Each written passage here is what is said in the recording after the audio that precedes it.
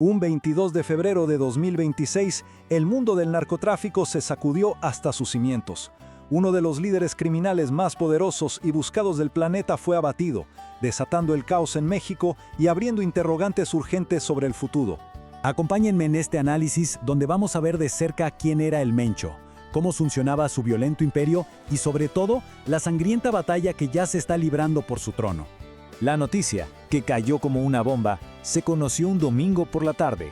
Las fuerzas federales habían localizado y neutralizado al líder del cártel Jalisco Nueva Generación, el temido CJNG. Pero a ver, para entender la magnitud de su caída, primero hay que entender su ascenso. Un viaje que lo llevó de ser un humilde agricultor de aguacates a un narcoterrorista brutal. Y es que la escala de su transformación es simplemente asombrosa. Pasó de la oscuridad total a la infamia mundial. Y para que nos demos una idea de qué tan grande era la amenaza, solo miren esa cifra, $15 millones. Esa era la recompensa del gobierno de Estados Unidos por él, una de las más altas de la historia. Se había convertido en un objetivo prioritario a nivel mundial, sin duda. Pero ojo, el Mencho no solo levantó un cártel. Lo que él creó fue, en realidad, una corporación multinacional del crimen, famosa por su extrema brutalidad y sus operaciones increíblemente sofisticadas. Y lo curioso es que, en sus inicios, el CJNG intentó vender una imagen casi de justicieros, ¿no? Como una especie de guardianes del pueblo. Una fachada que, como veremos, se vino abajo muy rápido. Porque claro, esa era la fachada. La realidad, el verdadero motor del cártel, era un portafolio criminal increíblemente diversificado y violento que generaba miles de millones. $20,000 millones. Para ponerlo en perspectiva, esa cifra es brutal. Supera el Producto Interno Bruto de varios países. O sea, no hablamos de una pandilla, sino de una de las empresas criminales más rentables y peligrosas del planeta. El golpe contra el Mencho fue una operación de alta precisión, pero la respuesta del cártel fue todo lo contrario. Fue inmediata, fue brutal y tenía un solo objetivo: sembrar el caos. Y no, el cartel no se quedó esperando. Activaron una doctrina aterradora que ellos mismos llaman defensa activa por parálisis social. El nombre ya lo dice todo, ¿no? La idea es desatar tal nivel de violencia que las autoridades simplemente queden paralizadas. Y es que esto es lo crucial.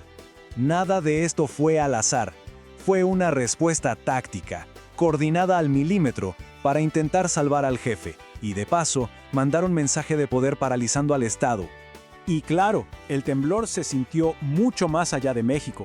La reacción internacional fue inmediata, con gobiernos de todo el mundo tratando de poner a salvo a sus ciudadanos mientras el caos se apoderaba de la región.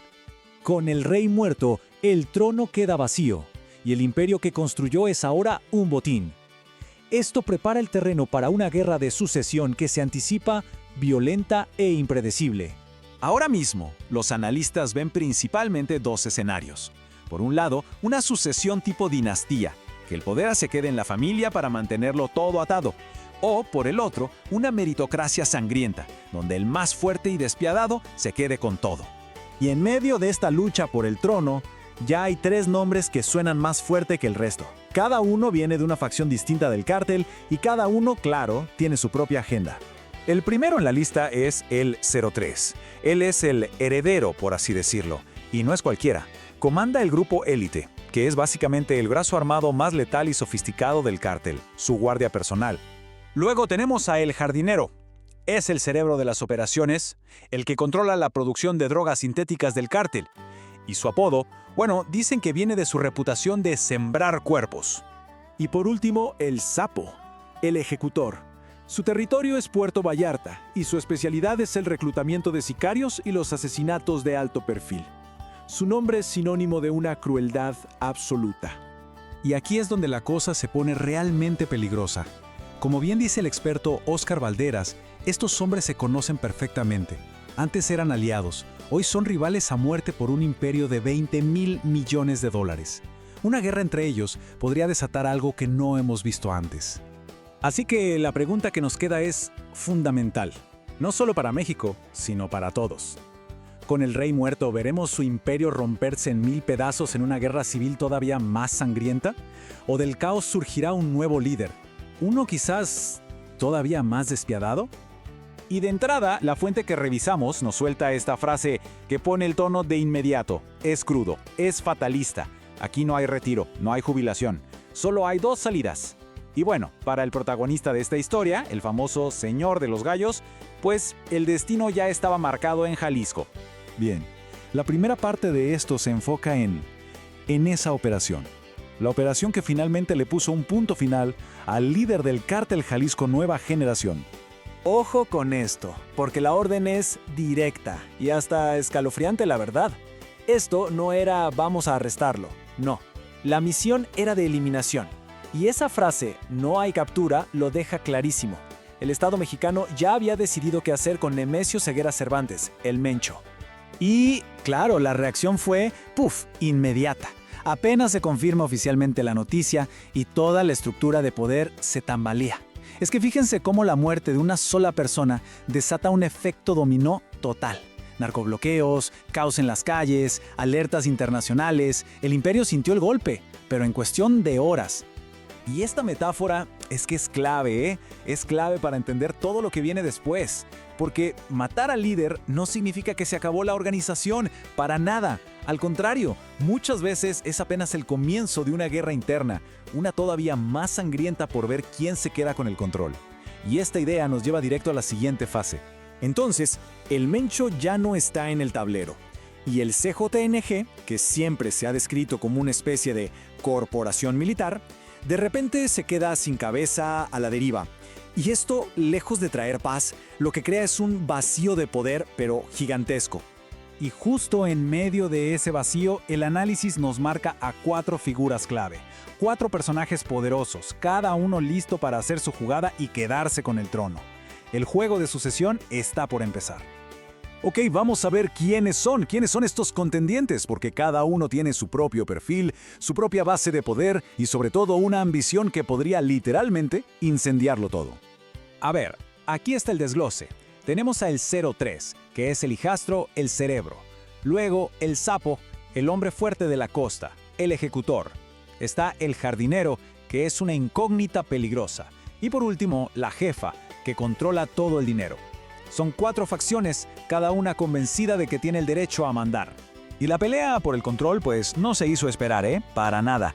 El análisis deja claro que los primeros movimientos de esta guerra interna empezaron, pues, casi de inmediato. Se podría decir que mientras el cuerpo del líder todavía estaba caliente. Fíjense en el contraste de estas declaraciones, es que dice muchísimo. Por un lado, el sapo se encierra en su fortaleza en Puerto Vallarta y prácticamente declara su independencia. Y por el otro, el 03 saca a relucir la herencia de sangre y pone sobre la mesa al grupo élite. O sea, el imperio ya se está fracturando, y en tiempo real. Pero aquí es donde el panorama se abre, y de forma drástica. Porque el punto clave es que esto ya no es solo un pleito interno. La DEA lo ve clarísimo. Esta es una ventana de oportunidad de oro para el cártel de Sinaloa, su archirrival. La debilidad del Jalisco es básicamente una invitación a que invadan. Y eso podría desatar una guerra a una escala que no hemos visto. Esta línea de tiempo lo resume todo, es una escalada vertiginosa. Piensen en esto, pasamos de un operativo militar en la madrugada a una amenaza de guerra total en menos de 48 horas. Cada hora que pasa cuenta y el reloj no se detiene. Y la frase final de la fuente lo resume de manera perfecta. Aquí no hay luto, no hay tiempo para llorar. Lo que hay es gente preparándose para la guerra que ya está aquí. Esa es la brutal realidad de cómo funciona la sucesión en este mundo. Y bueno, al final nos quedamos con la gran pregunta, ¿no? ¿Quién va a ganar? ¿Será la estrategia de el 03? ¿La fuerza bruta del sapo? ¿El poder del dinero de la jefa? ¿O quizás aparece alguien que nadie esperaba? La respuesta, sea cual sea, va a definir por completo el futuro de la seguridad en toda la región. Ahora, la discusión está abierta.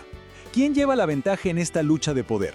¿Cuál será la siguiente jugada en este ajedrez tan complicado? Sus opiniones, como siempre, las leemos en los comentarios.